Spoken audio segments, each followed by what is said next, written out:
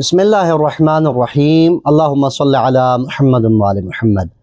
آج ہم ایک ایسے موضوع پہ بات کرنا چاہتے ہیں جس پہ بہت کم بات کی جاتی ہے کہ ہمارا جو کسب حلال ہے، یعنی ہم جو پیسے کماتے ہیں یا جو رزق کماتے ہیں، اس کا ہدف مقصد کیا ہے۔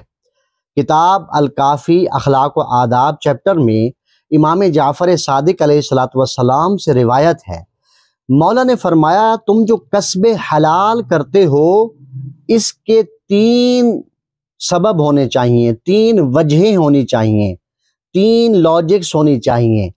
پہلی وجہ تمہارے کسب حلال کی یہ ہونی چاہیے کہ اس کسب حلال کے ذریعہ سے تم اپنی عزت اور آبرو بچاؤ، یعنی اس کا جو خرچ ہے وہ عزت و آبرو بچانے کے لیے صرف کرو۔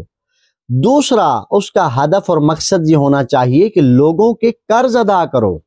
ہم عام طور پہ جو مال خود کماتے ہیں اس کا مصرف اپنی ذات تک محدود رکھتے ہیں۔ فرمایا نہیں، اگر کوئی مقروض ہے، قرض دار ہے تو اس کا قرض ادا کرو، یہ تمہارا ہدف ہو امام جعفر صادق علیہ السلام کے نزدیک۔ اور تیسرا جو ہدف ہے، فرمایا اپنے رشتہ داروں کے ساتھ نیکی اور حسن سلوک کے لیے اسے خرچ کرو۔ ہمارے معاشرے میں ہم تو قطع رحمی کرتے ہیں اور اپنے رشتہ داروں پہ خرچ کرنا ہم ثواب ہی نہیں سمجھتے۔ امام فرماتے ہیں بہت بڑا اجر ہے اپنے رشتہ داروں پر خرچ کرنا، ان کی خوشی کے لیے کوئی مال صرف کرنا۔ فرمایا 3 ہدف ہیں، اپنی عزت و آبرو بچاؤ، اپنے رشتہ داروں کے ساتھ نیکی و حسن سلوک کرو، اور اگر کوئی قرض دار ہے تو اس کے قرضے کو ادا کرو۔ یہ بہت بڑا ہدف ہے کسب حلال کو خرچ کرنے کے حوالے سے۔